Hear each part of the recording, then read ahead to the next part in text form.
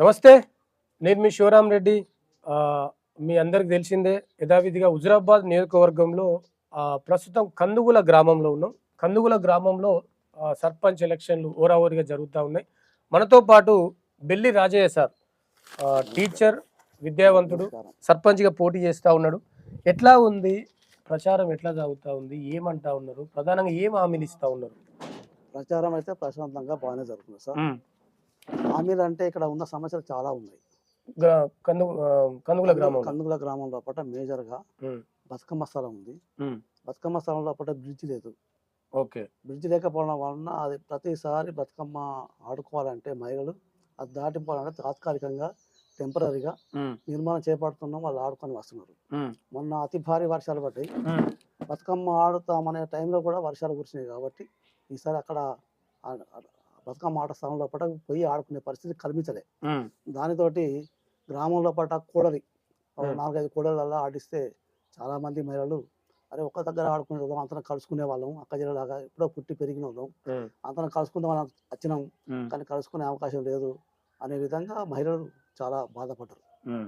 కాబట్టి మొదటిగా అంటే మా ఆడపడుచులు కందులో పుట్టిన గ్రామంలో పుట్టిన ఆడపడుచులు అందరూ కూడా అక్కడికి వచ్చి ఒకరికొకరు పరిచయం చేసుకొని పలకరించుకొని మంచి చెడు తెలుసుకోవడానికి ఉండాలి అంటే అదే వేదిక, బతుకమ్మ స్థలమే వేదిక. కాబట్టి మొట్టమొదటిసారిగా నేను ఇచ్చే హామీ ఏంటిదంటే బతుకమ్మకు ఆ స్థలంలో పోయేందుకు బ్రిడ్జ్ నిర్మాణం చేపడతాం. బ్రిడ్జ్ నిర్మాణం చేస్తాం. ఇది మేజర్ సమస్య సార్. అట్లే రాజయ్య గారు, మీరు గతంలో కూడా ఉప సర్పంచ్గా ఉన్నారు ఇక్కడ. అవును సార్. చెప్తా ఉన్నారు. మీరు శ్మశాన వాటికి ఒకటి చాలా ఇబ్బందికరంగా దూరం కట్టించారు, అక్కడికి ఎత్తుకపోవాలంటే కూడా చాలా కష్టం అవుతుందని చెప్పి కందుగుల గ్రామస్తులు అంటా ఉన్నారు. ఇది ఎట్లా దీన్ని పరిష్కరిస్తారు? అసలు ఎందుకు అంత దూరం కట్టాల్సి వచ్చింది? ఇది మంచి ప్రశ్న సార్. ఇది ఎందుకంటే అందరి నోళ్ళలో ఇది నాడుతున్న ప్రశ్న. మాకంటే ముందు ఉన్న పాలకుల సమయంలో పట్టిన శ్మశాన వాటికి కట్టాలని ఉత్తర్వులు వచ్చినాయి. దానిలో భాగంగానే గత పాలక వర్గం వాళ్ళే పోయి ఒక దగ్గర స్థలం చూసి ఆడ బోర్ కూడా వేయించడం జరిగింది. బోర్ వేసిండ్రు, దాని డబ్బులు డ్రా చేయడం జరిగింది. ఏది ఇప్పుడున్న శ్మశాన వాటిక? ఇప్పుడున్నది కాదు, గతంలో చేసిన వాళ్ళు. గతంలో పట్ల ఎవరైతే శ్మశాన వాటిక నిర్మించాలని చెప్పని వాళ్ళకి వచ్చినాయో వాళ్ళు అక్కడ బోర్ వేసిండ్రు. అంతకుముందు ఉన్న సర్పంచ్ బోర్ వేసిండ్రు. బోర్ వేసిన తర్వాత అక్కడ బతుకమ్మ స్థలంలో పట్ల కట్టడానికి మరి వాళ్ళకి ఏం లోపాలు వచ్చినాయి ఏం ఉన్నదో తెలియదు కానీ అక్కడ వాళ్ళు కట్టకుండా మిగిల్చిండ్రు. మిగిల్చిన తర్వాత అక్కడ ప్రభుత్వం కుంటలం లోపల కట్టద్దు అని చెప్పని నిబంధనలు ఉన్నాయి కాబట్టి మేము ఇక్కడ కట్టలేమని చెప్పింది. అంటే అది తెలుసుకోకుండానే వాళ్ళు ఏం చేసిండ్రు, అక్కడ అంతకుముందే వాళ్ళు బోర్ వేసిండ్రు, ఆ నిధులు దుర్వినియోగం చేసిండ్రు. అది ఒక స్వచ్ఛంద సంస్థ ద్వారా బోర్ వేసిండ్రు. ఇప్పుడు మన మండలం లోపల ఒక 10-12 గ్రామాలలో కూడా బోర్ వేసిండ్రు, వాళ్ళు బిల్లు తీసుకున్నారు. కానీ ఇక్కడ ఉన్న పరిస్థితి ఏంటిదంటే ఆడ నిర్మాణం చేపట్టడానికి కొరకు ఇది కుంట ప్రదేశం అని చెప్పి ఆడ కట్టడానికి వీలేదు చెప్పని ప్రభుత్వం ఆపివేసిందని తెలిసింది. దాని ద్వారా మళ్ళీ చెరువు కింద అంటే ఇప్పుడు చెరువు పైన మహమ్మద్ హుస్సేన్ అని చెప్పని ఉన్నాడు ఇక్కడ, ఆయన భూమి కింద కూడా పూజ చేయడం జరిగింది. మళ్ళీ వచ్చిన అధికారులు కూడా ఏం చేసిందంటే ఇది మళ్ళీ చెరువులోకి ఎప్పుతుంది, ఇది బూడిదంతా ఇది కాల్చిన తర్వాత బూడిదంతా చెరువులో పోతుంది కాబట్టి ఇక్కడ ఈ జలచరాలు అన్ని చనిపోయే అవకాశం ఉంది కాబట్టి ఇక్కడ కూడా కట్టద్దని చెప్పిన తర్వాత అప్పటికి ఈ వీళ్ళ పదవి కాలం అయిపోయింది, మా పదవి వచ్చింది, మేము అధికారులకు వచ్చిన తర్వాత ప్రభుత్వం నుంచి మీరు శ్మశాన వాటిక నిర్మాణం చేపట్టాలని చెప్పని మాకు ఒక ఉత్తర్వు వచ్చింది. అయితే గతం లోపల ఏంటంటే 2 ప్రదేశాల లోపల నిర్మాణం చేపట్టలేదు. కారణం ఏంటంటే మా గ్రామం లోపల ప్రభుత్వ భూమి ఎక్కడ లేదు కాబట్టి మేము ఆ 2 ప్లేసులను ఎన్నుకున్నాం. ఆ 2 ప్లేసుల లోపల మాకు స్థలం మీరు కట్టద్దన్నారు కాబట్టి మేము కట్టలేకపోయామని చెప్పని వాళ్ళు చెప్పింది. ఈ ఉత్తర్వులకు ఆధారంగా ఇక్కడ ఈ భూమి ఇక్కడ ఈ ఊరిలో పట్ల ఎక్కడ ప్రభుత్వ భూమి ఉందని చెప్పని వాళ్ళు చర్చ చేశారు. చర్చ చేస్తే ఇక్కడ ఎక్కడ కూడా ప్రభుత్వ భూమి లేదు. అప్పుడు ప్రభుత్వం కలెక్టరే ఎస్ఆర్ఎస్పి మెయిన్ కెనాల్ ఉంది, ఆ మెయిన్ కెనాల్ దగ్గర ఎస్ఆర్ఎస్పి స్థలమే అది. అక్కడ నుంచి దానికి కేటాయించిన భూమి లోపల దాదాపు 16 ఫీట్ల లోతు అక్కడ మట్టి తీసి ఆ కట్టను నిర్మాణం చేసింది. నిర్మాణం చేసిన తర్వాత ఎస్ఆర్ఎస్పి నుంచి సైడ్కి వేసిన ప్లాస్టింగ్ చేసిన మెటీరియల్ ఉంటుంది కదా, దాన్ని ధ్వంసం చేసి ఆ మెటీరియల్ తీసుకొచ్చి దీన్ని నింపిండు. మళ్ళీ కొత్తగా ఫ్రెష్గా చేసింది మొత్తం. అది మొత్తం మీ అందరికి తెలుసు, మాకు తెలుసు, అందరికి తెలుసు. ఇవన్నీ పెద్ద పెద్ద తీసుకొచ్చి దాంట్లో ఆ స్థలం ఇచ్చింది. అక్కడ ఆ స్థలం ఇస్తే అది ఉత్తరాలు ఉన్నాయి, ఎకరన్నర భూమి కేటాయించిండు, హద్దు కూడా సర్వే వచ్చిండు పెట్టిండు. మేము అక్కడ పోయి చూసే వరకు ఏంటంటే అది అలా దిగడానికే మాకు నీరు కాకుండా ఉన్న భూమి అది. ఓకే. ఆ రోజు చాలా ఎత్తైన కొండలు లాగేసిండు. కొంత లోతు ఉన్నది, కొంత లోతు ఉన్నది. అన్ని బండలు ఇష్టమైనట్టుగా అలా దించిపోయింది వాళ్ళు. దించిపోతే అక్కడ పోవడానికే మాకు ఇట్లా ఇట్లా పట్టుకొని దిగే పరిస్థితి వచ్చిందట అక్కడ. ఏ కొంచెం సేపు బుడుగు అయినా లెక్క అయిపోయింది అంత కాదు, అది బురద. బండలు సాఫ్గా ఉంటాయి కదా సార్ అవి. ఆ, ఆ, ఆ, మీది ఇట్లా ప్లాస్టింగ్ చేసిన బండలు కదా, ఆ. ఇది ఇట్లా కాలేజ్ దాంట్లో కిందికి పోయేది. అరే. అట్లనే ఒక్కొక్క రాయి పట్టుకొని కిందికి దిగినాం. ఉమ్, చూసి ఇది అనువు కాదని చెప్పి గ్రామంలోకి వచ్చినాం. ఉమ్, గ్రామంలోకి వచ్చి మరి అక్కడ స్థలం ఇచ్చిండు. ఉమ్, అది మనకి ఏ రకం కూడా ఉపయోగం లేదు. అది ఉమ్, నిర్మాణం చేపట్టడం కూడా వీల్లేదు ఆ భూమి. ఉమ్, మరి ఇక్కడ ఎక్కడన్నా ఉంటే భూమి కొనుగోలు చేద్దాం అని చెప్పని మేము అందరం కలిసి కుల సంఘాలను పిలిచినాం. ఉమ్, కుల సంఘాలు పిలిచినప్పుడు కుల సంఘాల లోపల కుల అధ్యక్షుడు ఏమంటారంటే, ఉమ్, మేము పద్మశాలినము, ఉమ్, మేము శ్మశాన వాటికకు మేము స్థలం కొనుక్కున్నాము, ఉమ్, మా స్థలంలో మేము ఏర్పాటు చేసుకున్నాం అని చెప్పి ఉమ్, గౌడ కులాసులు మేము కూడా స్థలం కొనుక్కున్నాము, ఉమ్, మా భూమిలో పట్టే మేము చేసుకుంటాం అని వాళ్ళు చెప్పిండు. ఉమ్, ఆరోళ్ళని అడిగితే ఆరోళ్ళు ఏమంటే మేము అసలు మాకు బొందలు పెట్టుకుంటాం కానీ మేము కాల్చుకోము, ఉమ్, కాబట్టి ఇది మాకు సంబంధం లేదన్నారు. ఇక ముస్లిమ్స్ అయితే ఎట్లాగో వాళ్ళు కబర్స్థానాలకు అయిపోతారు కాబట్టి వాళ్ళే మేము పిలవలేదు. ఉమ్, ఇక తెలుగు కూడా పిలిస్తే మేము కూడా భూమిలో ఒకటే పెట్టుకుంటాం కానీ మేము కూడా దహనం చేయమన్నారు. ఉమ్, కొమ్మల అడిగితే కూడా గదే చెప్పిండు. ఉమ్, ఇక ఇక్కడ పైసలు వసూలు చేద్దామంటే ఎక్కడ కూడా పైసలు వసూలు కాలేదు. ఉమ్, అయినప్పటికీ కూడా గ్రామ పంచాయతీ నుంచి ఏమైనా చందాల రూపంలో కూడా వసూలు చేసేది మంచిదే, కొనుగోలు చేద్దామనే ఉద్దేశంతో ఒక 2-3 దిక్కుల ప్లేసులు అడిగినాం. ఉమ్, ఇప్పుడు కట్టిన ప్లేస్ పైన అక్కడ కొంత భూమి ఉన్నది. ఉమ్, ఆ భూమిని కూడా మేము చూసినాం. ఉమ్, ఆడ వాళ్ళని అడిగితే వాళ్ళు ఇవ్వలేదు. ఉమ్, తర్వాత ఒకటి దండేపల్లికి పోయే ఒకటి మా చెరువు మత్తడి పడితే నీళ్ళు పోయే కాలువ ఉంది అక్కడ. ఉమ్, ఆ కాలువ దగ్గర సంధి శ్రీధర్ భూమి ఉన్నది, 20 గుంటల భూమి. ఉమ్, అదైనా తీసుకుందామని చెప్పని ఆయన దగ్గర పెడితే నేను అమ్మనని చెప్పిండు. ఉమ్, ఆఖరికి అరే మరి అది అనుకూలంగా లేదు కదా, ఎట్లా చేసి ఇక్కడనే అడుగుదాం అంటే, ఇప్పుడు మనం ఇప్పుడు శ్మశాన వాటిగా గ్రామస్తులు కలిసి కట్టుకున్న దాని పైన కొంచెం రాళ్ళు రప్పలు ఉన్నాయి కదా, దానికి కొనుగోలు చేద్దాం ఉమ్. అని చెప్పని ఆ వ్యక్తి గుంటూరు లోపట, గుంటూరు కదా సార్ మనం కడప, కడప, ఆ, కడప లోపట ఈ శనగలు హార్వెస్టింగ్ చేసుకుంటున్నాడు ఆ, రాజు అని, ఆ, రావుల రాజు. ఓకే. ఆయనకు ఒక 20-30 సార్లు ఫోన్ చేసి ఆ, ఆయన మొత్తం మీద రప్పించినాం. ఉమ్, రప్పించినాక ఆ భూమి నాది కాదు సార్, మరి మా ముగ్గురు ఉన్నది అన్నది, ఉమ్, మా చిన్నమ్మది ఉన్నది, ఈ తిరుపతి రెడ్డి ఉన్నది, కొండ తిరుపతి రెడ్డి ఉన్నది, నాది ఉన్నది, ఉమ్, ముగ్గురం కలిస్తే మేము భూమి ఇవ్వాల్సి వస్తుంది అంటే, రాజు ఈ భూమి మీకు ఎట్లాగో ఉపయోగం లేదు, మరి దీని ఖరీదు మీకు తక్కువ ఏం చేయం, ఉమ్, దీనికి ఎంత పైన మీ పైన వ్యవసాయం చేసే భూమి ఎంత అవుతుందో రేటు, ఆ రేటు మీకు ఇస్తాం, ఉమ్, కానీ ఈ భూమి కొనుగోలు చేస్తాం. ఉమ్, డబ్బులు కూడా మీకు అనుమానం ఉంటే గ్రామ పంచాయతీ ఇస్తుంది అనుకుంటే డబ్బులు పేమెంట్ చేసినాకనే మాకు పట్టా చేయండి, ఉమ్, అది ఇస్తే మేము కడతామని చెప్పిండు. సార్ మంచిది, నేను వచ్చినాక మాట్లాడదామని చెప్పి ఆయన వేములవాడ వేయండి, ఉమ్, నేను 2 రోజులకు వేములవాడ పోయి వస్తా, వచ్చిన తర్వాత నేను వాళ్ళతో మాట్లాడి మీకు చెప్తా సార్ అని చెప్పింది. ఆయన వేములవాడ పోయి వచ్చిండు. ఉమ్, వచ్చినాక పిలిచిన ఉమ్, తర్వాత ఆయన ఏమన్నంటే, నేను తిరుపతి రెడ్డి మా చిన్నమ్మ ముగ్గురు మాట్లాడుకున్నాను సార్, ఉమ్, మాట్లాడుకుంటే తిరుపతి రెడ్డి ఈయన అంటాడు, మా చిన్నమ్మ కూడా ఈయన అంటుంది, నేనైతే ఇవ్వడానికి సిద్ధంగా ఉన్నాను, ఉమ్, మీదైనా ఇవ్వండి, మన ప్రభుత్వం కావాల్సింది అంటే ఉమ్, ఇది ప్రైవేట్ భూమి అని వాళ్ళకి కావాలి, ఉమ్, మీకు ఎంత ఇస్తుందో అంత ఇస్తా, మీరు అమ్మండి, మీరు డబ్బులు ఇస్తాం, అది మాకు రిజిస్ట్రేషన్ చేయండి ఉమ్, గ్రామ పంచాయతీ మీద అని అంటే, ఆయన పోయి వాళ్ళ చిన్నమ్మను వాళ్ళ మిగతా 2 పార్ట్నర్లను వాళ్ళని అడిగిండు. ఉమ్, అడిగితే వాళ్ళ చిన్నమ్మ ఏమంటుందంటే, నీకు ఇక్కడ భూమి ఎక్కడిది, ఉమ్, నీ ఇస్తా పైన ఉన్నది, ఉమ్, నీకేమన్నా భూమి రావాల్సి ఉంటే నీ భూమి పక్క పంట నేను కలుపుతా, కానీ ఇక్కడ నీ భూమి లేదు, ఏం లేదు, ఆ తిరుపతి లేదు, ఎవరు లేదు, అంత నాదే అని చెప్పని ఆమె కొంచెం దుర్భాషలు వాళ్ళు ఆడుకున్నారు. ఉమ్, దాంతో ఆ భూమి రాలే. ఓకే. ఇక తప్పని పరిస్థితి అంటే ఇవంతా మాట్లాడుకునే సమయానికి చాలా టైం పట్టింది. ఉమ్, ఆయన కలెక్టర్ ఉత్తర్వులు ఏమిచ్చిందంటే, మీరు ఇది నిర్మాణం చేయకపోతే ఉమ్, మీ పదవులను ఎందుకు తొలగించరాదని ఉత్తర్వులు కూడా ఇచ్చింది కలెక్టర్. అరెరే. ఇక తప్పని పరిస్థితి చేయాల్సి వచ్చింది. పరిస్థితుల ఎక్కడ కూడా భూమి దొరుకుతలేదు, ఓకే, ఇక్కడ ఓకే. పొందామన్న ప్లేస్ లేదు, ఉమ్, ఇక్కడ గ్రామస్తులు కూడా సహకారం లేదు. ఉమ్, అయినా ఇక ఏదో చేద్దామన్న ఉద్దేశంతో అక్కడికి పోయి దాన్ని అంతా తీసి, కనీసం భూమిలో దిగాలంట సార్, ఉమ్, భూమిలో దిగాలంటేనే ఉమ్, ఒక జేసీపీ 49 గంటలు పనిచేసింది. అది ఆ, అదంతా సాఫ్ చేయడానికి అక్కడికి పోయి ఆ నిర్మాణం చేపడతానికి పోయి మొత్తం సాఫ్ చేసి అక్కడ నిర్మాణం చేయవలసి వచ్చింది. ఉమ్, అక్కడ వెనక కూడా సార్ ఆ, ఆ నిర్మాణంలో పట్ల భూమి ఉన్న కాడికి ఆ పిల్లర్స్ వేయాలంటే ఉమ్, అది తవ్వింది కదా, ఉమ్, ఇంకా ఎత్తున్నది, ఉమ్, మనం పోసిన కుప్పలు ఎత్తున్నది. ఉమ్, ఆ లెవెల్కి వచ్చేసరికి దానికి పిల్లర్ వేయాలంటే 13 ఫీట్ల లోతు దాకా ఇదే ఉన్నాయి. అరే. అక్కడ పిల్లర్ వేయాలని అంటే ఆ, ఆ పిల్లర్ నిర్మించడానికి మేస్త్రి భయపడ్డాడు. ఆ, సార్ ఇది కూలితే మా మీద పడితే మాకు ఇబ్బంది అవుతుంది, ఆ, మీరు కట్టదలుచుకుంటే మాత్రం మొత్తం ఇదంతా ఎంత అవుతుందో ఉమ్, అంతవరకు మీరు బావి తవ్వినట్టు తోడి ఉమ్, ఇస్తే మీరు దాంట్లో పిల్లర్ వేస్తామని చెప్పి ఉమ్, దాన్ని అంతా తోడి అలా మళ్ళీ వర్షం నీరు కెనాల్ పోతుంది కదా, కెనాల్ ఊట వస్తుంది వీళ్ళకు. ఆ నీరు తీసేయాలి, దీన్ని శతం చేయాలి. 13 ఫీట్ల లోతు నుంచి పిల్లర్ వేసుకుంటా 16 ఫీట్ల మీద బీ వేసినాం. అక్కడి నుంచి అది కట్టడం జరిగింది సార్. వాస్తవం కూడా అది వినియోగంలోకి రాదు. అది అప్పటికంతా కట్టినాక కూడా వర్షం పడితే ఒక సముద్రం లాగా కనబడేది, అది చెరువు లాగా నీళ్ళు ఉండేది.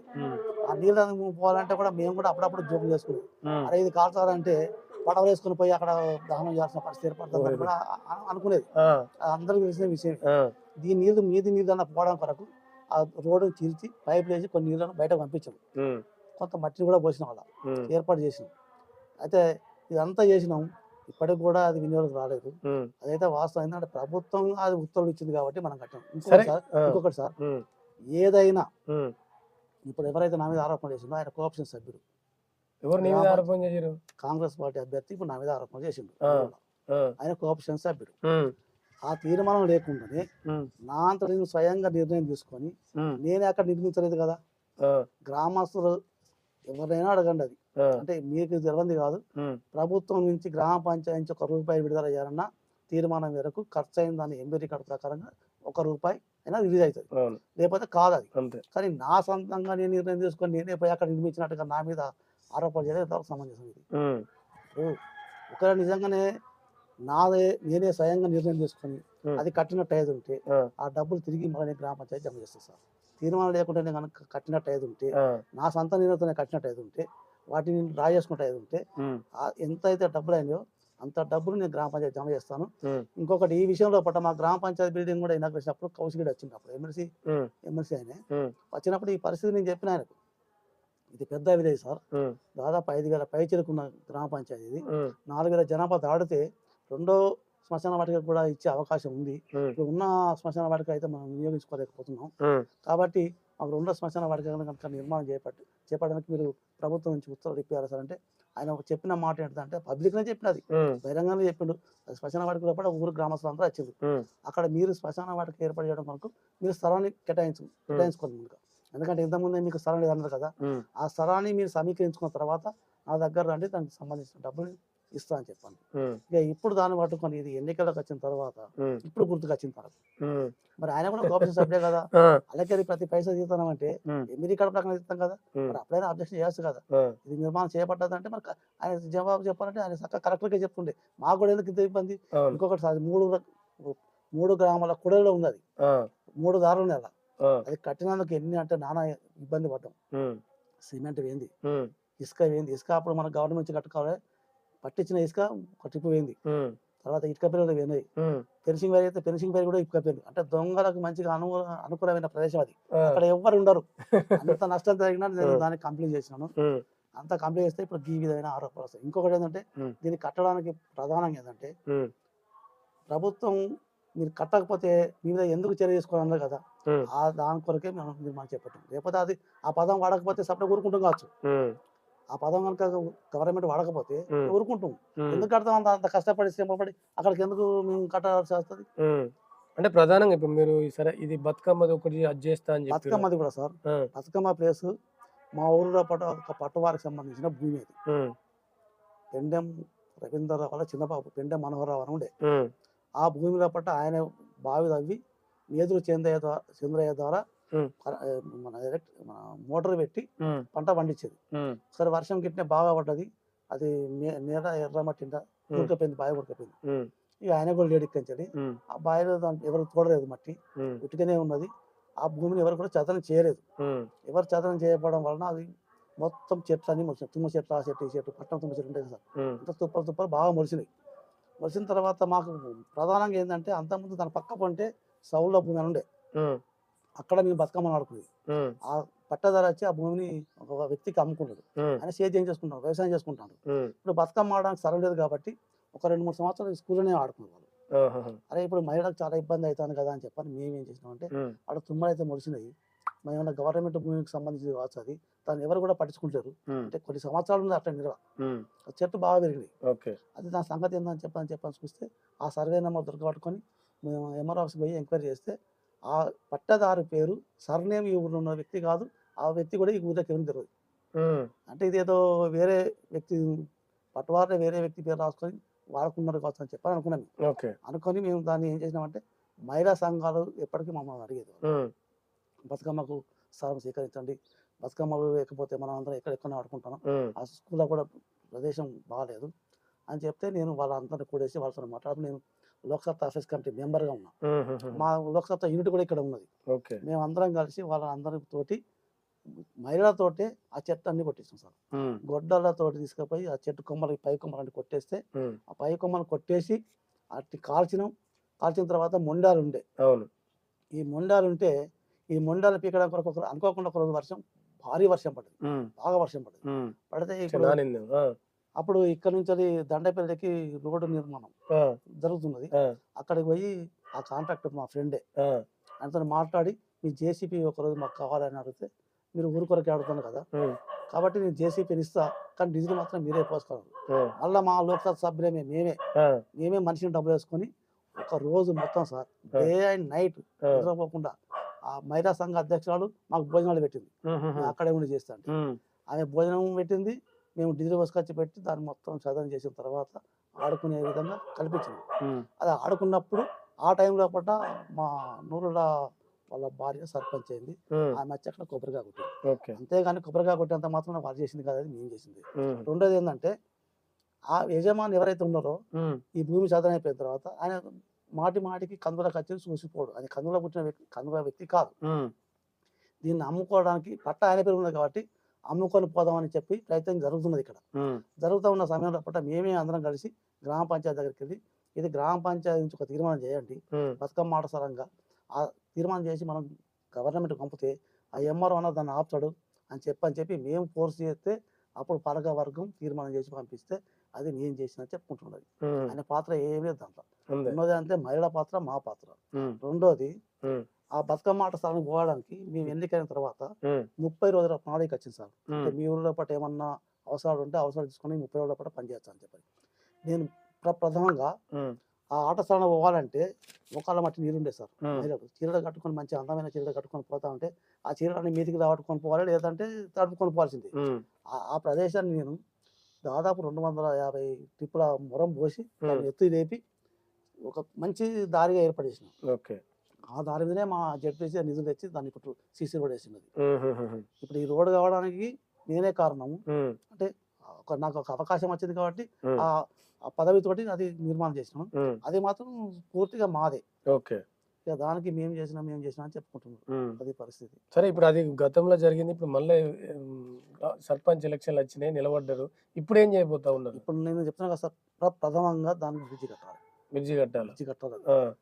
రెండవది ఏంటంటే ఇక్కడ ఇప్పుడు మనం ఈ 5th వార్డు, ఈ 5th వార్డులో కూడా వర్షాలు కురిస్తే సార్ ఒక అక్కడ నుంచి ఎత్తైన భూమి ఉంది కదా, ట్యాంక్ అవన్నీ ఉన్నాయి కదా, కదా అక్కడ నుంచి వరద అంతా ఈ దీని దగ్గర వస్తుంది, ఈ ఈనంగా వస్తుంది.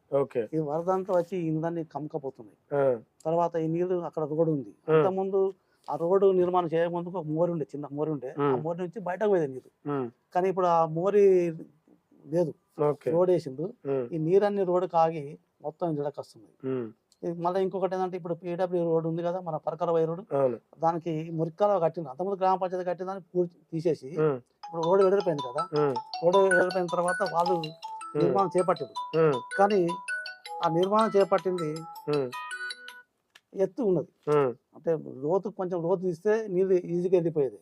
ఇప్పుడు ఆ నీళ్లు కూడా అది ఎత్తాయి ఇక్కడ కమ్ముతున్నాయి, నీళ్ళు కమ్మి నీళ్ళకి వస్తున్నాయి. దాన్ని కూడా ఇప్పుడు ఇది కూడా అతి ముఖ్యమైన విషయం. ఎందుకంటే మేము ఇక్కడ వర్షం వచ్చినప్పుడు మేము వచ్చి ఆ ఇండ్ల కంటే నీరు పోతాం. మీరు నమ్మరు కానీ వర్షం వచ్చినప్పుడు పిలుస్తా ఒకసారి, ఇప్పుడు పరిచయం అయింది కదా. నీళ్ళని నిండి కడపలోకి వెళ్ళి వాళ్ళ హౌస్ ట్యాంక్ నిండి కడప మీదకి వెళ్ళి ఇండ్లలోకి పోయే స్టేజ్కి వచ్చినాయి. అప్పుడు మేము చేసి పట్టుకొచ్చి మొత్తం నీళ్ళని అంటే ఇక్కడ ప్రధానంగా ఏంటంటే వర్షం వచ్చిందంటే ప్రతి ఇంటి లోపల నీరు పోతుంది. మా సర్పంచ్ గారి గోడ కూలింది. ఆ గోడ కూలితేనే ఇట్లా మనం నిర్మాణం చేపట్టినాం. అయితే ఇప్పుడు దానికి అటు పైప్ లైన్ వేసి మన రోడ్డు పంట ఉన్న డ్రైనేజ్ పడగొట్టి లోతు చేసి, ఎందుకు అది లోతు చేస్తేనే నీరు పోతాయి. లేకపోతే మళ్ళీ ఇంకెన్ని కట్టినా కానీ అది ఎత్తున్నది కాబట్టి నీరు పోవు. ముందు దాన్ని ఒక వైపు పడగొట్టి దాన్ని తీసుకుపోయి ఆ కుంటలో ఉంది సార్, ఇక్కడ అంకుశాల కుంట ఉంది, ఆ కుంటలో వేయాలి. రెండోది అటువైపు నుంచి కూడా ఒక చేపట్టాలి. ఇదే మురికాలకు చేపట్టాలి. అక్కడ ఉన్న మురికాల నుంచి ఆ వైపు నుంచి వచ్చే నీళ్ళన్నీ మొత్తం వ్యవసాయ పొలాలకు పోతుంది. ఆ వ్యవసాయ పొలాలు పడేటప్పుడు ఇక్కడ కొంచెం బెడ్ షాపులు అవి ఉన్నాయి. వేరే షాపులు ఉంటాయి కదా, ఆ చిత్తు కాగితాలు ఆ కాగితాలు కాగితాలు పడి ఆయన కొంచెం ఇబ్బంది కలుగుతుంది. ప్రతి సంవత్సరం మాకు గ్రామ పంచాయతీకి వచ్చి మొరబెట్టుకోవడమే. మేము వచ్చి వీళ్ళకి చెప్పేది కానీ అది మాత్రం కాలేదు. ఆఖరికి ఏం పోకుండా ఒకటి కట్టినాం, ఏంటిది వల లాంటిది కట్టినాం బయటకు పోకుండా. ఈ కోతులు కూడా బాగానే ఉన్నట్టే కావు. ఆ కోతులు ఉన్నాయి సార్, ఈ కోతులది కూడా కోతులు ఉన్నాయి, కుక్కలు ఉన్నాయి. కుక్కలు కూడా వీధి కుక్కలు ఏంటంటే ఇప్పుడు జంతువులను చంపడానికి వీలు లేకుండా మన నాగార్జున భార్య కేసేసింది కదా, దానితోటి మేము చంపలేకపోయినాం. కానీ అంతకుముందు ఉన్న వాళ్ళు కూడా ఇదే చట్టం ఉండే, కానీ వాళ్ళు ఏంటంటే ఏదో ఇంత విషయం కలిపి చంపేది పట్టుకపోయేది వారు. కానీ ఇప్పుడు మనం అది దేవునితో పోలుస్తున్నారు కుక్కను అంటే మన దేవుడు కదా, చంపితే పాపం దక్కుతుంది అని చెప్తే ఇక్కడ దాకా వచ్చింది అది. ఈ కోతులను కానీ మన కుక్కలను కానీ నేను సమ్మర్లో నేను ఒక ప్రణాళిక ఉండే నాకు. కుక్కను పట్టించడానికి 125 రూపాయలు ఎంతో అన్నారు. కోతి తీసుకుపోవడానికి 350 రూపాయలు సార్. 350 అంటే ఇదంతా చేస్తే చాలా పెద్ద మొత్తం అవుతుంది. ఈ నిధులను గ్రామ పంచాయతీ ఇచ్చే పరిస్థితి లేదు, గ్రామ పంచాయతీ భరించే స్థితిలో కూడా లేదు. ఇప్పుడు ఆ పైసలు గవర్నమెంట్ ఇచ్చే పరిస్థితి. కోతులు అంటే ఇప్పుడు రాష్ట్రం అంతటా కోతులే ఉన్నాయి. ఈ కోతులు ఏంటి అంటే గవర్నమెంట్ పెట్టిన బడ్జెటే సరిపోదు ఈ కోతులకు. కాబట్టి వీటిని తరలించాలంటే కొంచెం సామాజిక స్పృహ ఉన్న వ్యక్తుల దగ్గరికి పోయి వాళ్ళ దగ్గర కొంత చందాలు రూపాయలు వసూలు చేయాలి. లేదంటే ఇప్పుడు ప్రతి ఇంటికి నష్టమే జరుగుతుంది సార్. ప్రతి ఇంటిలో కూడా స్త్రీ బాధపడుతుంది, ప్రతి వ్యక్తి బాధపడుతుంది. లేదంటే ఇంటి మీద మీ అంతగా ఒక కోతి డబ్బులు, మీ ఇంటికి ఒక కుక్క డబ్బులు ఏదో రూపంలో కూడా అని వాళ్ళ దగ్గర చందాల రూపంలో వసూలు చేసి వీటిని తరలించేందుకు మేము పనిచేస్తాం. ఓకే, మొత్తానికి ఈ కందుగుల గ్రామ పంచాయతీకి చేయబోయేది ఇవి ఇంకా ఉన్నాయి సార్, ఇంకా ఉన్నాయి. ఆ వైపు ఇప్పుడు 1వ వార్డు, 2వ వార్డు, 3వ వార్డు, అటు పైకి ఇప్పుడు 8వ వార్డు అయింది అది. ఈ వార్డులో వర్షం కురిసినప్పుడు అన్ని నీళ్ళన్నీ ఆ కిందికి పోతాయి. కిందికి పోయి ఏమవుతుంది అంటే ఇప్పుడు అవన్నీ ఇళ్ళప్పుడు ఇప్పుడు మనం మురికాలో కట్టినాం, మురికాల కంటే అక్కడ తక్కువైంది అది. ఆ నీళ్ళని ఇళ్ళకి వచ్చి ఇట్లా రింగు లాగా తిరుగుతుంటాయి సార్, సుడిగాళ్ళలాగా తిరుగుతాయి, తిరిగి మళ్ళీ పొలంలో పోతాయి. పొలంలో పోతా అంటే ఆ పొలంలో పోయి అంతా వాడు నాటేసిన తర్వాత అంత కొట్టుకపోతా ఉంది. వాళ్ళు కూడా బాధపడుతున్నారు. రెండోది ఏంటంటే మా గ్రామ పంచాయతీ నీరు కూడా వచ్చి వాళ్ళ పొలంలోకి పోతున్నాయి. పొలంలో పోయి మురుకు వాసన ఆ వాసన ఈ వాసన అంటే ఎప్పటికి కూడా నీరు పోవడానికి ప్రయత్నం చేస్తున్నాం. ఇవన్నీ ఇది వెనక మళ్ళీ చివరికి ఆయనకు కూడా ఇబ్బంది అవుతుంది, అక్కడ స్టోరేజ్ అయినాక అవుతుంది. అయితే దీన్ని నివారించాలంటే అటు 1 మీటర్ డయాతోటి 1 మీటర్ డయాతోటి ఇదే మురికాల నిర్మాణం చేపట్టి పిల్లల రవి ఇంటి దగ్గర తీసుకుపోయి దీన్ని రోడ్డు దాటగొట్టి అక్కడ నుంచి మనం నీళ్ళు తీసుకుపోయి ఇప్పుడు మన శ్మశాన వాటిక దగ్గర ఏదైతే ఒర్రె ఉందో ఆ ఒర్రె వాడ కొడితే నీళ్ళన్నీ అవి కూడా వెళ్ళిపోతాయి. ఈ 2 ప్రధానంగా వర్షం కురిస్తే బాధపడే ప్రదేశాలు వాటిని తీసేయాలి. మొత్తానికైతే ఇవి సార్ ఈ విషయంలో మిమ్మల్ని గెలిపేయాలంటారు. ఇంకా ఉన్నాయి. నా ఉద్దేశం ముఖ్యంగా ఏంటంటే పాఠశాల సార్. నేను రిటైర్మెంట్ అయిన తర్వాత నేను 2015లో రిటైర్మెంట్ అయ్యాను. అప్పుడు ఈ పాఠశాలలో పట మూసివేతకు దగ్గరగా ఉన్న స్కూల్ ఇది. ఆ స్కూల్లో పోయి నేను ప్రతి సంవత్సరం వాళ్ళని ఎంకరేజ్ చేసుకుంటూ ఆ పిల్లలకు స్కూలే చేసుకు పిల్లలకు తల్లిదండ్రులకు కూడా స్కూల్ మీద నమ్మకం కలిగే విధంగా చేస్తూ ఈ పాఠశాల మన పాఠశాల మనం కాపాడుకోవాలి.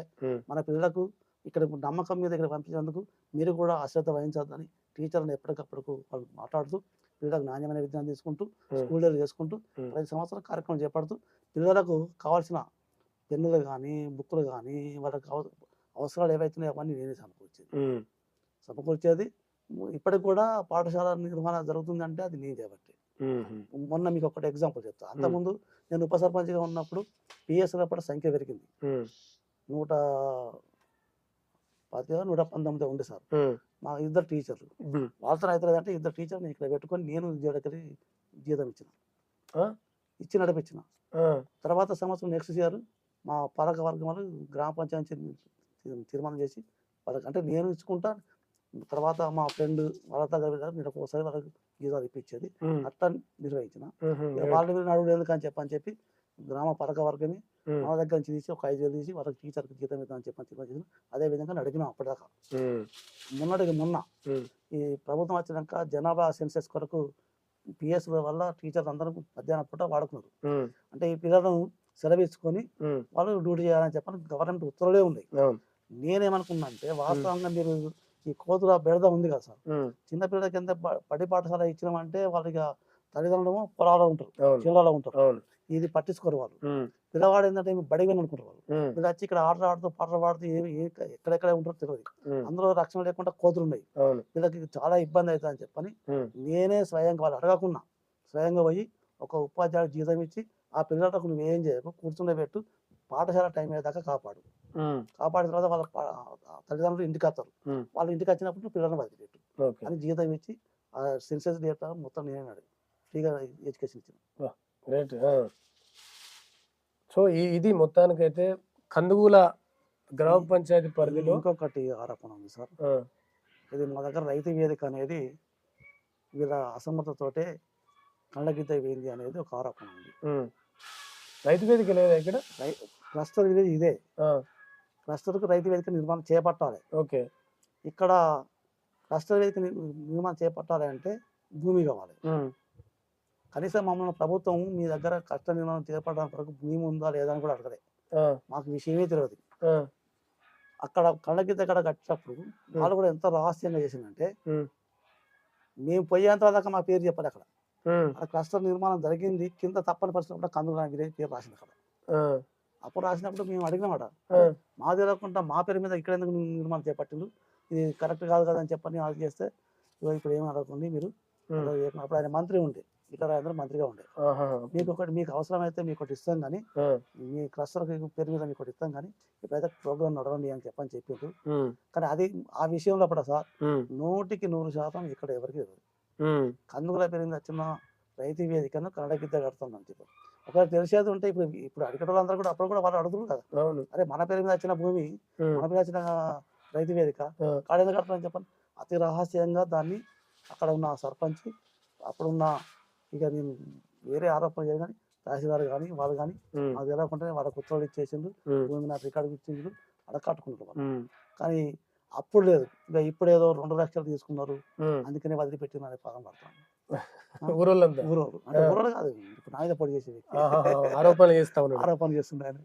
కానీ నిజంగానే అంత ఏది ఉంటే మరి అప్పుడే అడగవచ్చు కదా. ఇంకా ఆ రైతు వేదిక నేను అడిగి వచ్చిన బయటకు, అందరూ ఏదో రైతులు మాట్లాడాలన్నప్పుడు ఇది మా రైతు వేదిక మీద మేము ఎట్లా మాట్లాడతాం, మేము బాధపడుతున్నాం, మేము మాట్లాడంటే ఇదే ఇప్పుడు పోటీ చేసిన అభ్యర్థి పోయి అక్కడ మాట్లాడింది. అలా మాట్లాడచ్చు కదా.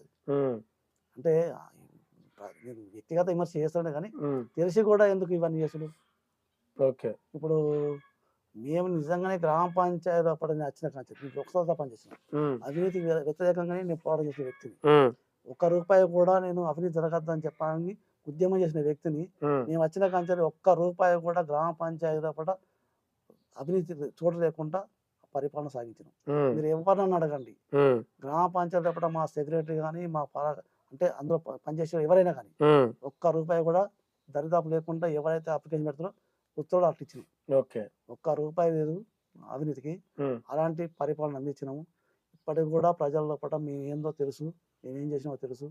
కానీ లేనిపోని అన్ని చెప్పడం కరెక్ట్ కాదు. ఏదైనా ఉంటే ఓపెన్ ఛాలెంజ్. మీరు ఆరోపణ చేస్తున్నారు కదా, ఇట్లా డాష్ పెడదాం ఓపెన్గా, మీరు మాట్లాడి నేను మాట్లాడతాను, అక్కడ ఎవరేం చేసినా తెలుస్తుంది. రైట్ రైట్ రైట్ ఫైనల్గా ఏమైనా విజ్ఞప్తి చేయదలుచుకున్నారా మీ కందుకూల గ్రామ ప్రజలందరికీ? మా గ్రామ ప్రజలందరికీ నమస్కారం. నేను ఇక్కడే పుట్టి ఇక్కడే పెరిగిన వ్యక్తిని, నా నడవడంతా మీకు తెలుసు, నేను ఏం చేస్తున్నో తెలుసు మీకు, నేను ఏం చేయబోతున్నో మీకు ఇప్పుడు చెప్పినాను. ఇంకొకటి ముఖ్యంగా ఏంటంటే నాకు రైతులు అంటే చాలా ఇష్టం. ఇప్పుడు ఇక్కడ మన గ్రామంలో చింతలకుంట ఉన్నది, వర్షం వస్తే ఆ చింతలకుంట కట్ట తెగుతున్నది. అక్కడ రైతులకు ఇక్కడ కాకతీయ కెనాల్ పోయినప్పటికి కూడా ఈ వర్షం వచ్చినప్పుడు వాళ్ళకి అక్కడ నీళ్ళు ఎక్కాయి, ఎక్కైన ప్రదేశం, వాళ్ళు వ్యవసాయ బావి మీద ఆధారపడి వ్యవసాయం చేస్తున్నారు. ఆ బావులు ఇక్కడ కుంటలో నీళ్ళు ఉంటేనే బావులలో నీళ్ళు ఉంటాయి, భూగర్భ జలాలు పెరుగుతాయి. అది ఏమైనా ఉంటే పక్క పంటి పైన ఉన్న వాళ్ళు లేకపోతే వర్షంతోనో అది తెగిపోతున్నది, చాలా ఇబ్బంది పడితే నేనే పోయి స్వయంగా అక్కడికి పోయి అక్కడ రైతులతోటి మట్టి లేకపోతే కట్టలు గట్టి కట్టలు మోసుకొచ్చి పోయి దాన్ని వేసి ఆ కట్ట నిర్మాణం కాపాడినాం. అయినప్పటికీ కూడా మొన్న ఇటీవల కాలంలో కూడా భారీ వర్షం పడ్డప్పుడు కట్ట తెగిపోయింది. దాని కట్ట నిర్మాణం చేస్తుంటే కూడా అక్కడ ఉన్న పైన భూమి ఉన్న యజమాని కట్ట నిర్మాణం చేపట్టదు అని అంటే కూడా నేనే పోయి అక్కడ ఉండి ఆ రైతులతోటి వాళ్ళ భాగస్వామ్యంతోటే వాళ్ళే జేసీ ఉమ్, పెట్టుకుని వాళ్ళే ట్రాక్టర్ పెట్టుకుని ఆ కట్టను మొత్తం పూడ్చేదాకా నేను అక్కడే ఉన్నాం. ఉమ్, ఇప్పుడు నాకు ముఖ్యంగా ఎందుకు బాగుపడుతుంది ఓకే. అది నిర్మాణం చేపడతానని చెప్పి నేను హామీ ఇస్తున్నాను. ఉమ్, మీరందరూ నన్ను ఆదరించి సర్పంచ్గా నాకు అవకాశం ఇవ్వండి. నేను సర్పంచ్ అనేది ఆ పదవికి ఎంత వన్నె ఉంది, దానికి ఉన్న అధికారులు ఏంటి, అవన్నీ మీకు తెలియజేస్తాను. నేను ఉప సర్పంచ్గా ఉన్నప్పుడే మీకు ఏ విధంగా చేసినో తెలుసు మీకు. ఇప్పుడు నాకు ఒకసారి అవకాశం ఇవ్వండి. మీరు మీ భాగస్వామ్యం లేకుండా నేను ప్రజల భాగస్వామ్యం పెట్టి తీర్మానం పెడతాను. ఖచ్చితంగా గ్రామ సభ పెడతాను. గ్రామ సభ లోపల ఉన్న గ్రామ అవసరాలు ఏమున్నాయో ఆ అవసరం మీ ద్వారా తెలుసుకొని ఆ తీర్మానం పెడతాను. రెండోది ఏంటంటే నేను వచ్చిన తర్వాత ప్రతి 3 నెలలకు ఒక్కొక్క వార్డును నా వార్డు సభ్యుని పట్టుకొని ఆ వార్డులో విజిట్ చేసి అక్కడ ఉన్న సమస్యలను తెలుసుకొని ప్రత్యక్షంగా తెలుసుకొని వార్డు సభ్యులతోటి నాతోటి వార్డు సభ్యులకు వాళ్ళకు కన్విన్స్ చేసి అక్కడ సమస్యను పరిష్కారం చేయడం కొరకు నా కృషి ఉంటుంది. కాబట్టి మీరందరూ కూడా నన్ను దయచేసి నాకు మీ అమూల్యమైన ఓటు వేసి నన్ను గెలిపించగలరని చెప్పని నేను కోరుతున్నాను. గుర్తు బెల్లి రాజయ్య గారికి లేడీస్ పర్స్ గుర్తు వచ్చింది. లేడీస్ పర్స్ గుర్తు మీద ఓటేసి అందులో విద్యావంతుడు టీచర్ కూడా పనిచేసిన వ్యక్తి అనుభవం ఉన్నది. ఇలాంటి వ్యక్తులు చదువుకున్న వాళ్ళకు అవకాశం ఇస్తే గ్రామాన్ని డెవలప్ చేస్తారని చెప్పి కూడా నేను కూడా ఆశిస్తా ఉన్నాను. Thank you.